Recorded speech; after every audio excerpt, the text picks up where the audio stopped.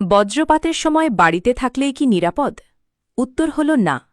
আপনি যদি টিনের বাড়িতে টিনের শীটে হেলান দিয়ে থাকেন, তাহলে বজ্রপাত হলে টিনের মধ্য দিয়ে বিদ্যুৎ সরাসরি আপনার শরীরে প্রবেশ করতে পারে। আবার যদি পাকা বাড়িতে থাকেন এবং জানালা খোলা থাকে অথবা শখের বশে বারান্দায় দাঁড়িয়ে থাকেন, তাহলে জানালা বা বারান্দা দিয়েও বিদ্যুৎ আপনার শরীরে আঘাত করতে পারে। এবার আসি খোলা মাঠে বা রাস্তায় চলাচলের সময় কি করবেন। যদি খোলা মাঠে থাকেন এবং আশেপাশে কোথাও আশ্রয় নেওয়ার জায়গা না থাকে, ভুলেও গাছের নিচে বা টাওয়ারের নিচে যাবেন না, কারণ বিদ্যুৎ সবার আগে উঁচু জায়গায় আঘাত করে, আর গাছ ও টাওয়ার দুটোই বিদ্যুৎ পরিবাহী।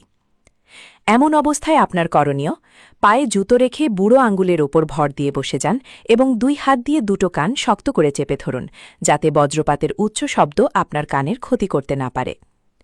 আর যদি যানবাহনে বা বাইকে থাকেন, দ্রুত কোনো নিরাপদ আশ্রয় যাওয়ার চেষ্টা করুন।